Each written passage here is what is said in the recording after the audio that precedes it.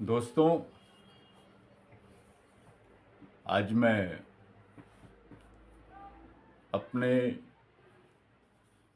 YouTube channel homeopathic चिकित्सा एवं अनुभव में आपसे चर्चा करूंगा। एक मानसिक रोग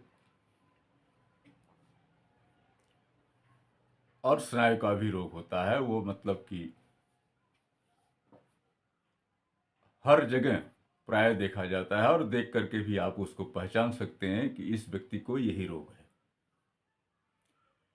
यानी मैं मृगी रोग की बात करना चाह रहा हूं, जिसको इपिलेप्सी भी कहा जाता है। यह रोग कोई यांत्रिक तो नहीं है, लेकिन स्नायु संबंधी रोग है। और यह रोग के पीछे बहुत कुछ बातें नहीं लगती है। इसका जो लक्षण है, आदमी अचानक जो है, आदमी हो या औरत हो या बच्चे हों, वो बेहोश हो जाते हैं।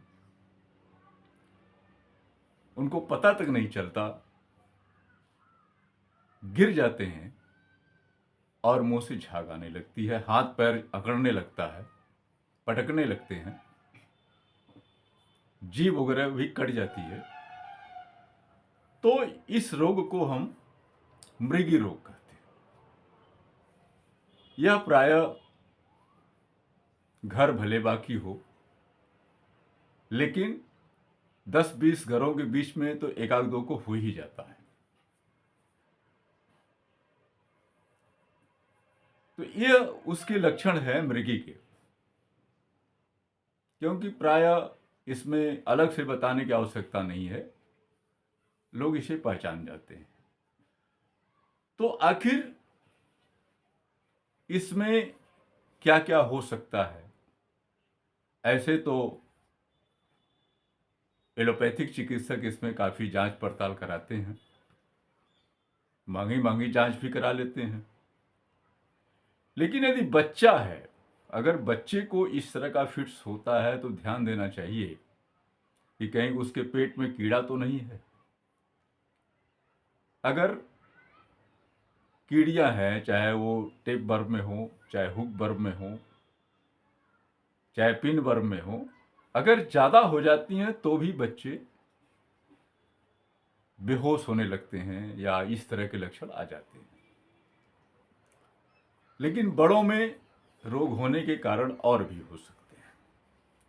बहुत ज़्यादा कारण इसका स्पष्ट तो नहीं है, फिर भी मैं यहाँ कारणों पर न जा करके आपका होम्योपैथिक इलाज के विषय में आपको बताना चाहता हूँ। एलोपैथ में तो इसके इलाज 5 साल से नीचे के नहीं हैं, लेकिन होम्योपैथ में कभी कभी कुछ लोग 6 महीने में ही ठीक हो जाते हैं, कुछ लोग को साल, 2 साल, 2.5 साल लग जाता है। तो आइए, कभी कभी ये देखा जाता है कि इस रोग में ऐसे लोग, ऐसे नौजवान जिन्हें किसी तरह का दुख हो गया, भय हो गया, या कोई ग्लानि हो गई, या प्यार में असफल हो गए, ऐसे लोग को अगर इस तरह की शिकायत होती है, तो ऐसे लोगों को हमें इग्नेशिया देना चाहिए। या आप 30 से भी शुरू कर सकते हैं, 1M से भी शुरू कर सकते हैं। 1M अगर हाई पोटेंसी देते हैं तो इसका अंतराल थोड़ा ज़्यादा होता है। इसी तरह अगर कोई स्किन की बीमारी है, त्वचा रोग है, और वो आप तमाम मलहम या देसी तमाम लेप लगा करके अगर दबा देते हैं, दब जाता है, तो उसके कारण अगर हो जाता है रोग, जिसमें गिरने के बाद सर एक तरफ झुक जाए, पेशाब हो जाए, टट्टी पेशाब हो जाए, उस पर कंट्रोल न रहे, तो ऐसे लोगों के लिए कास्टिकम सबसे अच्छी होती है। और इसे दिन में 3 बार देना चाहिए 30 नंबर की पावर का। और ये देखा गया है कि कास्टिकम की यह लो पोटेंसी कुछ ज़्यादा अच्छा काम करती है। और एक चीज और होता है कि रोगी जो है वो गिरते ही उसको अचानक दौड़ा आता है और चीख उसकी निकल जाती है, हाथ पैर अकड़ने लगते हैं, और जब दौड़ा पड़ जाता है तो उसके बाद वो गहरी निद्रा में सो जाता है। और ऐसे पेशेंट को तब हम कुप्रमेट मुझे देना चाहिए, हमें देना चाहिए कुप्रमेट। और 30 पावर की अगर दे रहे हैं तो दिन में 3 बार दिया जाना है। इसी तरह कुछ ऐसे पेशेंट हैं जिन्हें सिर्फ नींद में ही मृगी आती है। जब तक सोएंगे, जागेंगे, चलेंगे, फिरेंगे, तब तक इस रोग का अटैक नहीं होता। लेकिन ज्यों ही सोएंगे तो नींद में किसी भी समय उनको इसका दौरा सोए में ही पड़ता है। अगर यह पूर्णिमा के आसपास पड़े तो निश्चित तौर से इनकी दवा साइलेसिया होती है। साइलेसिया की 1000 पावर की दवा आप हफ्ते में या 15 दिन पर एक खुराक जरूर खिलाएं। और ऐसे पेशेंट इसी मात्र एक दवा से भी ठीक हो जाते हैं। और कुछ बहुत मोटे, थुलथुले, गोरे, चिट्टे ऐसे पेशेंट होते हैं, चाहे वो महिला हो या पुरुष, और रोग जो है प्रायः पूर्णिमा के आसपास ही है। तो ध्यान दीजिए, ऐसे लोगों की दवा जो है कॉन्स्टिट्यूशनल दवा भी कैलकेरिया कार्ब है, और इसका एक क्यूरेटिव मेडिसिन भी है। कैलकेरिया कार्ब 1000 पावर की 10 दिन 15 दिन पर, या 200 पावर की तीसरे दिन, या 30 की आप प्रतिदिन सुबह, दोपहर, रात दीजिए, और ऐसे पेशेंट इससे निजात पा जाएंगे। इसी तरह अगर ऐसा मरीज अगर वो बताए, कोशिश कीजिए कि उसने हस्त मैथुन ज़्यादा किया है और इसके वजह से उसको बाद में मृगी का रोग हो जाए, तो बिफोराना देना चाहिए। और बिफोराना की 200 या 1000 पावर की दवा दी जानी चाहिए। 200 देते हैं तो तीसरे दिन, 1000 देते हैं तो सप्ताह में एक बार। और ऐसा रोगी जिसको करीब करीब 2-3 सप्ताह पर, 15 दिन पर, 20 दिन पर सुबह के समय अगर दौरा आ जाता है, तो ऐसे लोगों के लिए सीपिया 200 या 1000 दिया जाना चाहिए। और साथ ही यह बच्चों के खास रोग अगर कोई दब जाने से होता है तो बेलाडोना, यह भी 30 में और हर दिन में 3 बार दिया जाना चाहिए। जब दौरा अचानक आ जाए और इसमें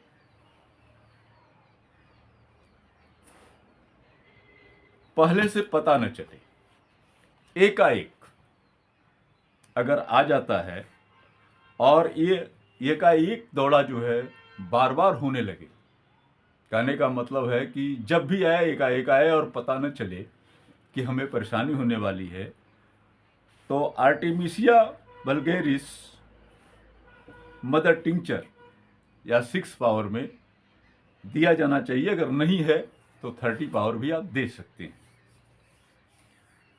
और जब शरीर अचानक अकड़ने लगे, अंग फड़कने लगे और इसके बाद काफी कमजोरी महसूस हो, जबड़े अकड़ जाएं, चेहरा डरावनापन का हो जाए, मतलब विकृत हो जाए, और जरा सा छूने से ही फिर दौड़ा पड़ जाए, तो ऐसे पेशेंट के लिए साइक्योटा विरोसा 30 आपको दिन में 3 बार देना चाहिए। और जब ऐसे मरीज जो बड़े तुनुक मिजाज होते हैं, कब्जियत के शिकार होते हैं और इनको दौड़ा आता है, लेकिन वो उनको रहता है कि हमको दौड़ा आ सकता है, तो ऐसे लोगों को सिर्फ नक्स भूमिका दी बेस्ट मेडिसिन 30 दीजिए, 200 दीजिए, वनम दीजिए। और ऐसा रोगी जिसे याद रहता हो कि हमको दौड़ा आएगा, आ रहा है, या दौड़े के समय भी उसको पता हो कि मुझे दौड़ा पड़ा है और तेज रोशनी पड़े तो दौड़ा फिर आ जाए, ऐसे लोगों के लिए स्ट्रामोनियम 200 या 1000। इस तरह ऐसे तो रिपर्टरी में बहुत सारी दवाएं हैं, करीब करीब 80 दवाएं हैं।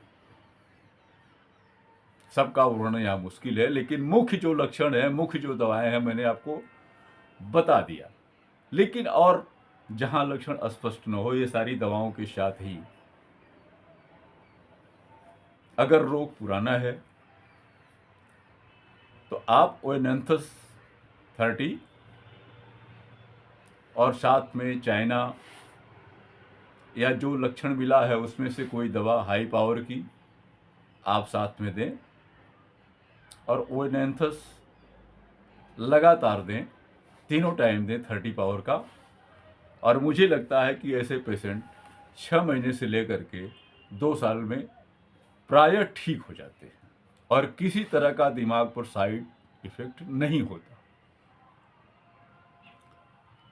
नहीं तो होता क्या है, जैसे एलोपैथ में जो दवाएं दी जाती है उससे ब्रेन पर इसका बुरा असर डालता है, आदमी की याददाश्त और सोचने समझने की जो क्षमता है वो कमज़ोर होती है।